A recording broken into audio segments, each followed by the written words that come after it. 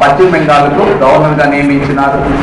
అలాగే పంజాబ్ రాష్ట్రానికి చెందినటువంటి కల్నల్ షిబ్బర్ మరియు ఉజ్జల్ సింగ్ అనేటటువంటి వాళ్ళని కూడా అదే రాష్ట్రానికి గవర్నర్గా నియమించినారు. మైసూర్ రాష్ట్రానికి కృష్ణరాజ వడియార్ అనే మైసూర్ సంస్థానాధీశుడిని అక్కడ రాజ్య ప్రముఖంగా నియమించినారు. అదేవిధంగా కాశ్మీర్కు రాజా హర్సింగ్ ని, తర్వాత డాక్టర్ కరణ్ సింగ్ ని కూడా అక్కడ గవర్నర్గా నియమించడం జరిగింది. అందువలన ఏ రాష్ట్రానికి చెందిన వ్యక్తిని ఆ రాష్ట్రానికి గవర్నర్గా నియమించకపోవటం అనేది ఒక ఏంటంటే సాంప్రదాయం మాత్రమే, ఏం కాదది రూల్ కాదు, రాజ్యాంగంలో లేదు, కేవలం సాంప్రదాయాన్ని పాటిస్తున్నాం. ఇప్పుడు కొన్ని సాంప్రదాయాలు చెప్పుకుంటూ వచ్చినాయి. ఏమేమి వచ్చినాయి చెప్పండి. రాజ్యాంగ సాంప్రదాయాలు వచ్చినవి ఏమొచ్చినవి అంటే మళ్ళీ అప్పుడే నవ్వుతారండి, చెప్పాలి తప్ప. సుప్రీంకోర్టులో సీనియర్ న్యాయమూర్తిని ప్రధాన న్యాయమూర్తిగా నియమించడం ఒకటి. ప్రోటెన్ స్పీకర్ గుర్తున్నారా? లోక్సభలో సీనియర్ అయినటువంటి వ్యక్తిని ప్రోటెన్ స్పీకర్ గా నియమించడం. తర్వాత ఇప్పుడు చెప్పినటువంటిది ఏంది? ఏ రాష్ట్రానికి చెందిన వ్యక్తిని ఆ రాష్ట్రానికి గవర్నర్ గా నియమించకపోతే. ఈ మూడు కూడా ఏంటివండి? ఏ సాంప్రదాయాలు? రాజ్యాంగ సాంప్రదాయాలు. ఏమంటారు?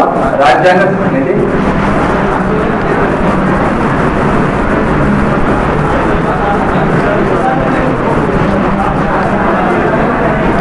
రాష్ట్రపతి 2 సార్లుగా ఎన్నుకో.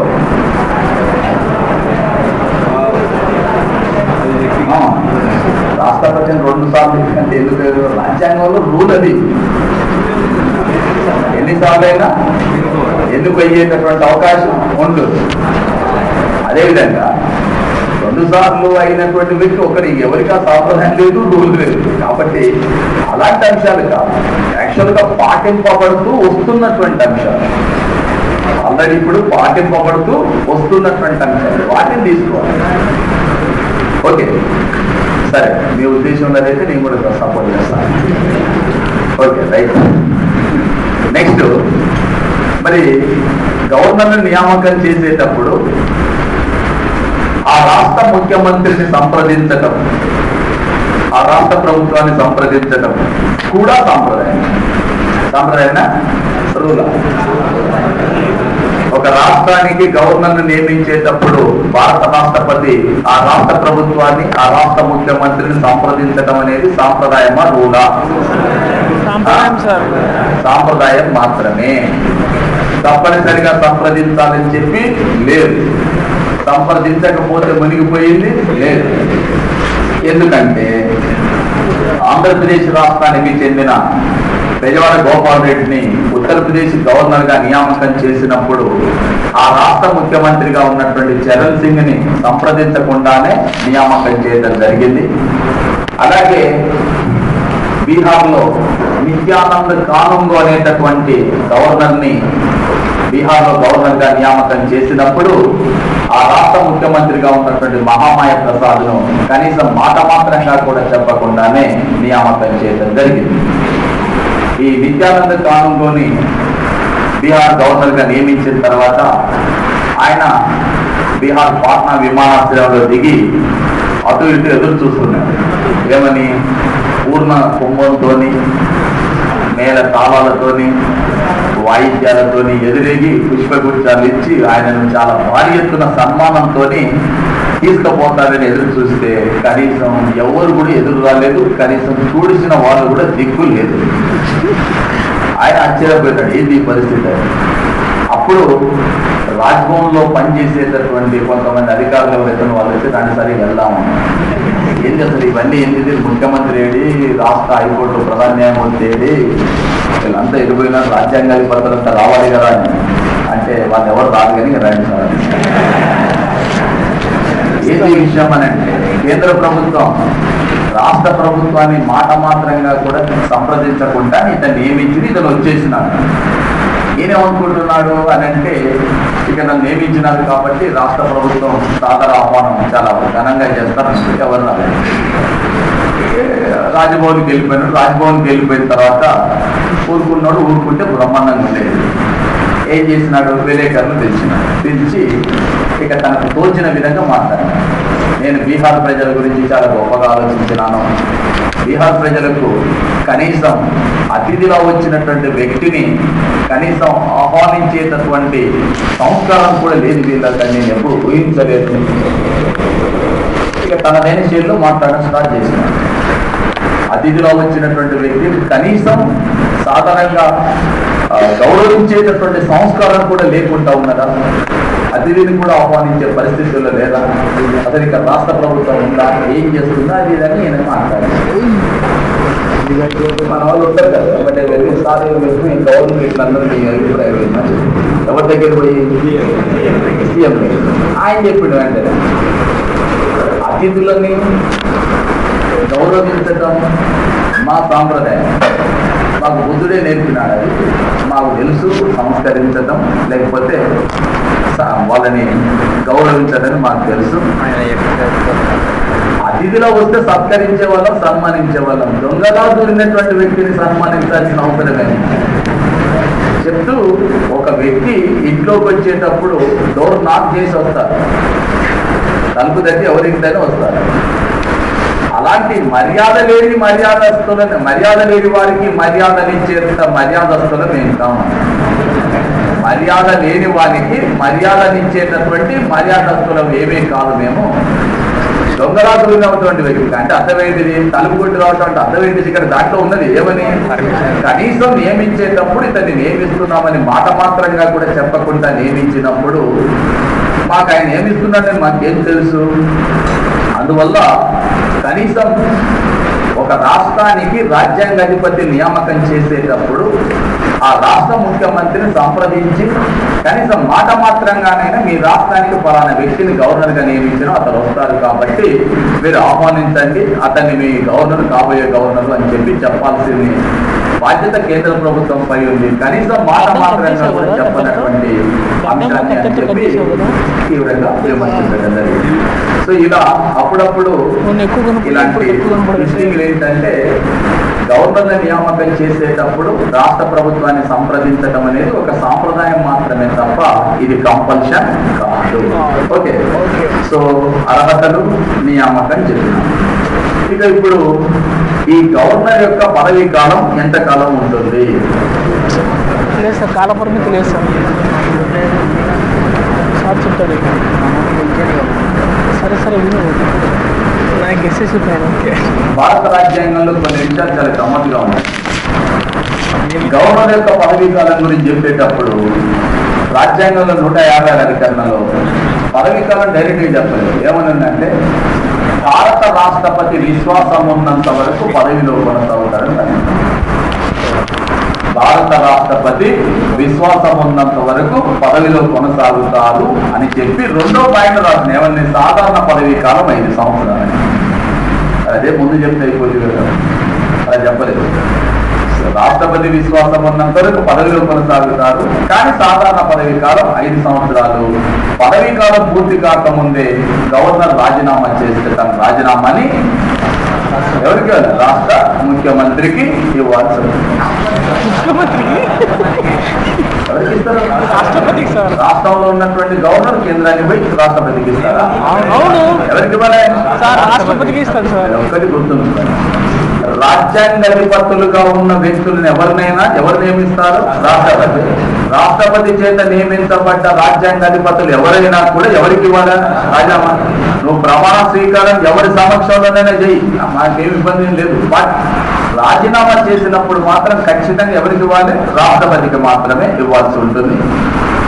ఇకపోతే పదవీ కాలం విషయంలో కూడా రాష్ట్రపతికి అంటే గవర్నర్కి సంబంధించి ఒకవేళ ముందుగా రాజీనామా చేస్తే రాష్ట్రపతికి ఇవ్వాలి. గవర్నర్ని ఒక రాష్ట్రం నుంచి మరొక రాష్ట్రానికి బదిలీ చేసేటటువంటి అధికారం కూడా రాష్ట్రపతికి ఉంటుంది. ఓకే, ఒకవేళ గవర్నర్ని రాజ్యాంగ ధిక్కరణకు పాల్పడినప్పుడు రాష్ట్ర శాసనసభ ఎంత మెజార్టీతో తొలగించవచ్చు? 2/3 మెజార్టీ కావాలా? సాధారణ మెజార్టీతో తొలగించవచ్చా? లేక ఉభయ సభలు అంటే ప్రత్యేకమైన మెజార్టీ ద్వారా తొలగించాలన్నా ఎలా తొలగించబడతారు? ఉభయ సభలు సాధారణ మెజార్టీతో తొలగించే అవకాశం లేదా? ఎంత మెజార్టీ ఉండాలి? 2/3 మెజార్టీతో తొలగించే అవకాశం లేదు. సాధారణ మెజారిటీ అన్ని సభలు రాష్ట్ర శాసనసభ కానీ రాష్ట్ర ప్రభుత్వం కానీ రాష్ట్రం కానీ గవర్నర్ ని పదవి నుంచి కదిలించే అవకాశం లేదు. తొలగించడం సంగతి పద్ధతి.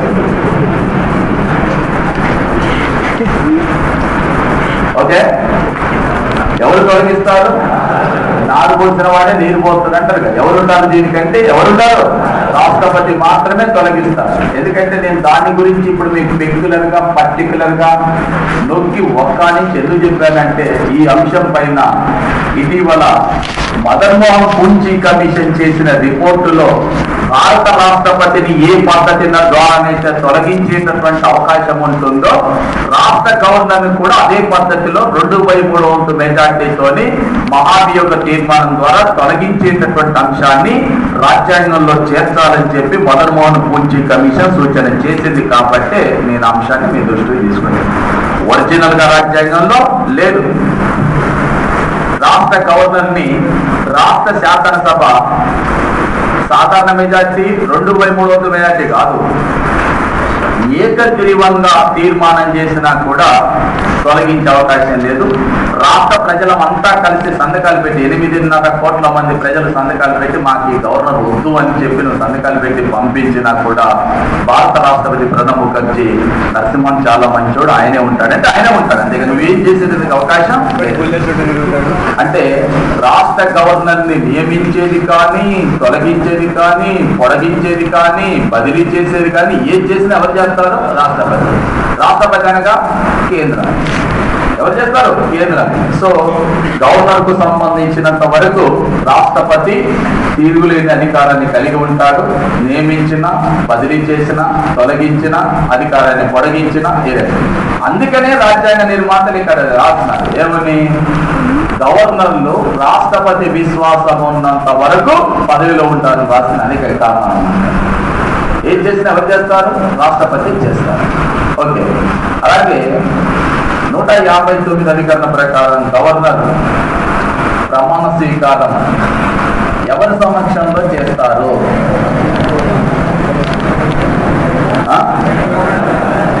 ఎవరి సమక్షంలో చేస్తారు? సుప్రీంకోర్టు న్యాయమూర్తి సమక్షంలో చేస్తారు. రాష్ట్ర హైకోర్టు ప్రధాన న్యాయమూర్తి సమక్షంలో చేస్తారు. రాష్ట్ర హైకోర్టు ప్రధాన న్యాయమూర్తి పదవి ఖాళీగా ఉన్నట్లయితే ఇన్ఛార్జి న్యాయమూర్తి ఎవరైతే ఉంటారో ఆ ఇన్ఛార్జి ప్రధాన న్యాయమూర్తి సమక్షంలో అంటే తాత్కాలిక ప్రధాన న్యాయమూర్తి సమక్షంలో ప్రమాణ స్వీకారం చేస్తారు. ఎవరు? గవర్నర్. మరి గవర్నర్ జీతభత్యాలు ఎవరు నిర్ణయిస్తారు? ఎవరు నిర్ణయిస్తారు? పార్లమెంట్ జీతభత్యాలను నిర్ణయిస్తుంది. మరి పార్లమెంట్ జీతభత్యాలను నిర్ణయించేటప్పుడు ఈ నిర్ణయించిన జీతభత్యాలు ఎక్కడ పొందుపరుస్తారు? ఎక్కడ పొందుపరుస్తారు? 2వ షెడ్యూల్. పార్లమెంటే నిర్ణయిస్తుంది. పార్లమెంట్ చేత నిర్ణయించబడుతుంది కాబట్టి గవర్నర్ జీతభత్యాలు ఎక్కడి నుంచి చెల్లిస్తారు? ఏ సంఘటన నుంచి చెల్లిస్తారు? కేంద్ర సంఘటిత నిధి నుంచి చెల్లించరు. దేని చెల్లిస్తారు? రాష్ట్ర సంఘటిత నిధి. రాష్ట్ర సంఘటిత నిధి నుంచి చెల్లిస్తారు. బట్ ఎప్పటి వరకు? వారు పదవిలో ఉన్నంత వరకే రాష్ట్ర సంఘటిత నిధి. పదవి విరమణ చేసిన తర్వాత పెన్షన్ మాత్రం కేంద్ర సంఘటిత నిధి నుంచి చెల్లించాల్సి ఉంటుంది. పదవిలో ఉన్నంత వరకు ఏ సంఘటిత అనేది? రాష్ట్ర. పదవి విరమణ చేసిన తర్వాత కేంద్ర సంఘటిత అనేది చెల్లిస్తారు. ఎవరికి? సో గవర్నర్ యొక్క జీతభత్యాలని భారత పార్లమెంట్ నిర్ణయిస్తుంది. వీరి జీతభత్యాలు ఐటీ పద్ధతికి రావు. వీటిపైన పార్లమెంటులో ఓటింగ్ పెట్టడానికి అవకాశం లేదు. వీరు పదవిలో ఉండగా వీరి ప్రయోజనాలకు విరుద్ధంగా అంటే వీరి జీతభత్యాలను తగ్గించే అవకాశం లేదు. అయితే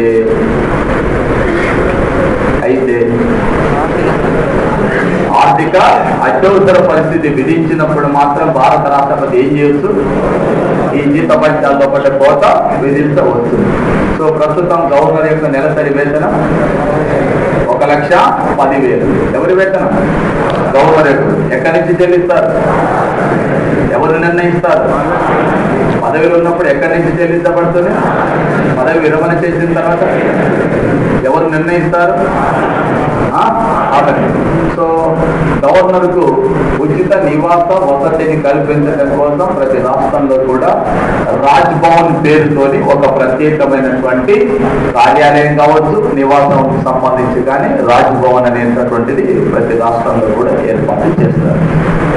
ఇది గవర్నర్లకు సంబంధించినటువంటి నియామకము, వారి యొక్క పదవీ కాలము, నియమించడం కానీ తొలగించడం కానీ, వారి అర్హతలు కానీ అనర్హతలు కానీ, జీతభత్యాలు కానీ, వీటి గురించి రాజ్యాంగంలో ప్రస్తావించబడినటువంటి అంశాలు. ఇకపోతే మరి భారతదేశంలో అత్యధిక కాలం గవర్నర్గా పనిచేసినటువంటి వ్యక్తి డాక్టర్ పిసి అలెగ్జాండర్. ఎక్కువ కాలం పనిచేసినటువంటి వ్యక్తి.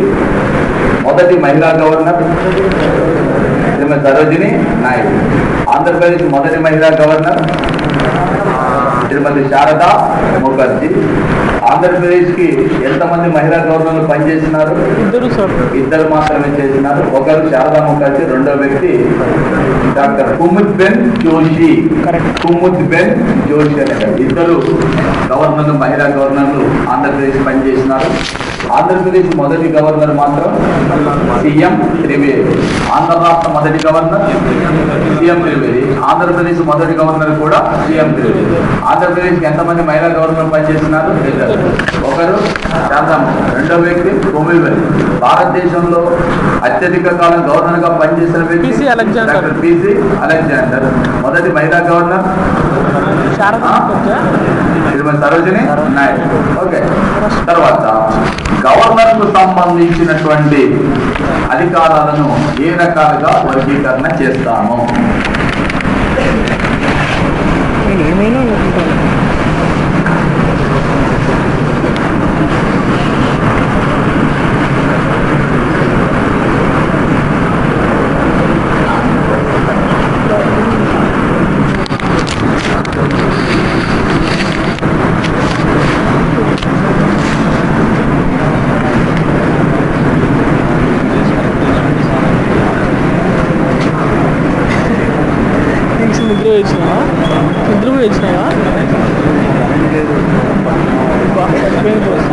చచ్చిపోతారు పైన కదా, చచ్చిపోతారు వేడి.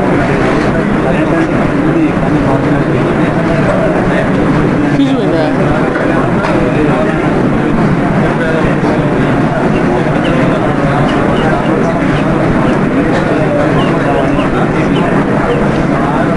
ఫీజు చేయించుకోవాలి. లేదు నైట్ పడుకోలేరు అసలు.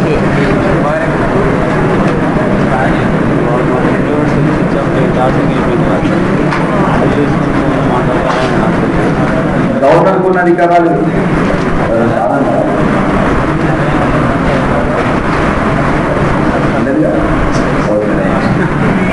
డౌట్ వచ్చిందామని. గవర్నర్ యొక్క అధికారాలను ఏ రకాలుగా వర్గీకరిస్తాము? రెండు. ఒకటి సాధారణ అధికారాలు, రెండు విచక్షణ. సాధారణ అధికారాలకు విచక్షణ అధికారాలకు ఉండే తేడా ఏందో అలాగే రాష్ట్రపతి దగ్గర చెప్పిన అది ఇక్కడ మరి వర్తింపజేయాలి. సాధారణ అధికారాలు అనేవి సాధారణ పరిస్థితులలో రాష్ట్ర మంత్రి మండలి యొక్క సలహాలు సూచనలను అనుసరించి నిర్వహించే అధికారాలే సాధారణ అధికారాలు. రాష్ట్ర మంత్రి మండలి యొక్క సలహాలు సూచనలను అనుసరించి నిర్వహించే అధికారాలనే ఏ అధికారాలు అంటామో? సాధారణ. విచక్షణ అధికారాలంటే రాష్ట్ర మంత్రి మండలి యొక్క సలహాలతో సూచనలతో నిమిత్తం లేకుండా తన సొంత విచక్షణ అధికారాన్ని ఉపయోగించి నిర్వహించే అధికారాలనే ఏమంటాము? విచక్షణ అధికారం. అది తేడా. మనకు రాష్ట్రపతి అధికారాలు చెప్పేటప్పుడు కూడా మీకు చెప్పాను, మళ్ళీ ఒకసారి గుర్తు చేసుకోండి. సాధారణ అధికారాలు, అత్యవసర అధికారాలు. అక్కడ రాష్ట్రపతికి అత్యవసర అధికారాలు కూడా ఉన్నాయి. ఆ రెండు అధికారాలను కూడా రాష్ట్రపతి ఎవరు సలహాలు సూచనలు అనుసరించి నిర్వహిస్తారు? కేంద్ర మంత్రి మండలి. కానీ విచక్షణ అధికారాల విషయానికి వచ్చినప్పుడు తన సొంత విచక్షణ అధికారాన్ని ఉపయోగించి నిర్వహిస్తారు. ఇక్కడ కూడా గవర్నర్ తన సొంత విచక్షణను అనుసరించి నిర్వహిస్తారు. ఇకపోతే సాధారణ అధికారాల విషయానికి వచ్చినప్పుడు తిరిగి వీటిని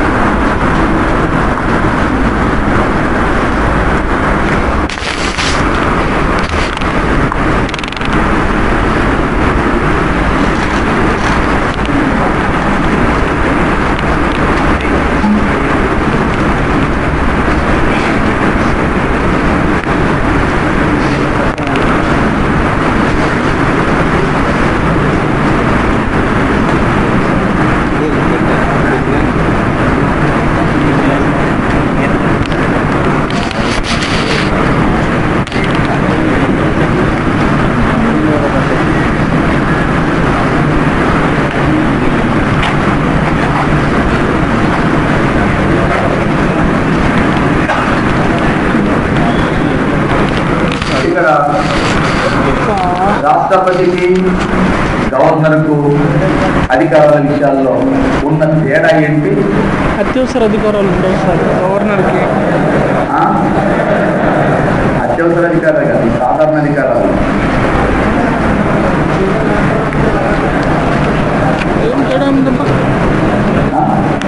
అక్కడ కూడా సలహాలు తీసుకుంటాడు వాడు.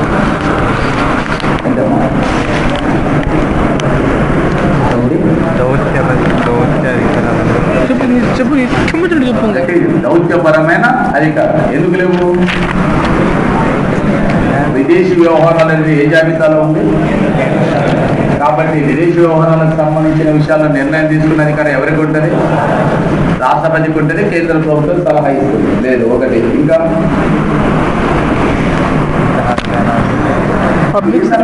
సైనిక పరమైన అధికారాలు ఉన్నాయా?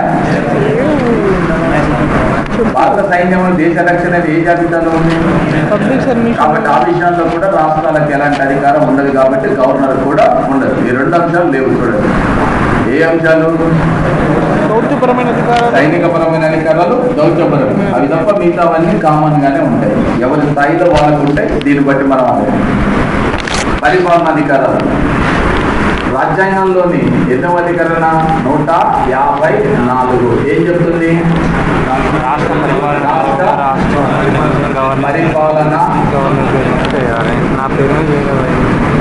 కారాలు ఎవరెవరి నిక్షిప్తమైంటాయి?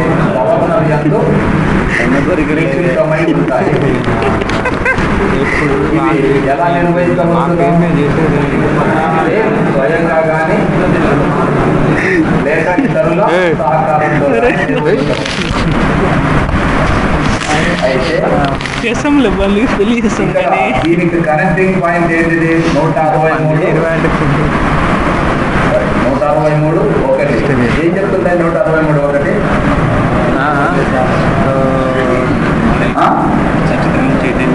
రాష్ట్ర పరిపాలన నిర్వహణలో కేంద్ర మంత్రి పరిపాలన ఎవరి పేరు మీద నిర్వహించాలి? ఎలా నిర్వహించవచ్చు? స్వయంగా ఇతరుల సహకారం. కేంద్రంలో రాష్ట్రపతి పేరు మీద పరిపాలన నిర్వహించేటప్పుడు రాష్ట్రపతి స్వయంగా నిర్వహించవచ్చు, ఇతరుల సహకారంతో నిర్వహించవచ్చు అని అక్కడ కూడా ఉంది కదా. అక్కడ కూడా ఉన్నప్పుడు రాష్ట్రపతి ఎవరి సహకారంతో నిర్వహిస్తున్నాడు? ప్రధానమంత్రి అధ్యక్షతన ఉండే మంత్రిమండలి. అదే అంశాన్ని ఇక్కడ చెప్పండి. 163 ఒకటి ప్రకారం గవర్నర్కు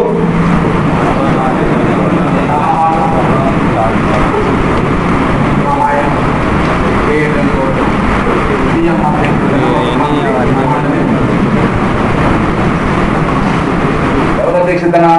సీఎం. కాబట్టి సీఎం మరి సలహాలు సహాయం చేయాలి. కాబట్టి ఏం చేయాలి? సీఎంని నియమించాలి. సీఎంని నియామకం చేస్తారు. వారి సలహాను అనుసరించి ఇతర మంత్రులను కూడా నియామకం చేస్తారు. అలాగే రాష్ట్ర ప్రభుత్వం యొక్క ప్రధానమైన న్యాయ సలహాదారు ఎవరు? కేంద్ర ప్రభుత్వం యొక్క ప్రధాన న్యాయ సలహాదారు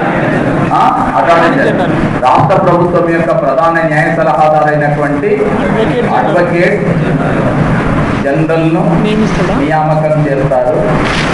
తర్వాత రాష్ట్ర పరిపాలనలో అత్యంత కీలక పాత్ర పోషించేటటువంటి రాష్ట్ర ప్రభుత్వ ఉద్యోగులను ఎంపిక చేసేటటువంటి ఎవరో ఆంధ్రప్రదేశ్ పబ్లిక్ సర్వీస్ కమిషన్ ఏంటంటే రాష్ట్ర పబ్లిక్ సర్వీస్ కమిషన్ నియామకం చేస్తారు. కొన్ని చోట్ల 315లో ఉన్నట్లుగా రాయబడుతుంది. అది 15 కాదు, 15 కమిషన్ ఏర్పాటు, 16 నియామకం, 17 తొలగింపు. అవన్నీ మనకు పబ్లిక్ సర్వీస్ కమిషన్ గురించి టాపిక్ ఉంది, నేను మీకు వివరిస్తాను. కానీ ఎక్కడన్నా అంటే అక్కడ రాష్ట్రపతి దగ్గర కానీ ఇక్కడ గవర్నర్ దగ్గర కానీ ఈ సభ్యుల నియామకానికి సంబంధించినటువంటి అంశం వచ్చినప్పుడు మాత్రం చూడండి కంపల్సరిగా. ఏంటిది ఏమంటుంది? నియామకం ఎవరు చేస్తారు? గవర్నర్. నియామకం గురించి ఎన్నో అధికారంలో ఉంది? 316. ఆ తర్వాత 243 అధికరణం అనుసరించి రాష్ట్ర ఎన్నికల కమిషన్ ని గవర్నర్ నియామకం చేస్తారు, రాష్ట్ర ఎన్నికల కమిషనర్. తర్వాత 243 అధికరణం అనుసరించి రాష్ట్ర ఫైనాన్స్ కమిషన్ ను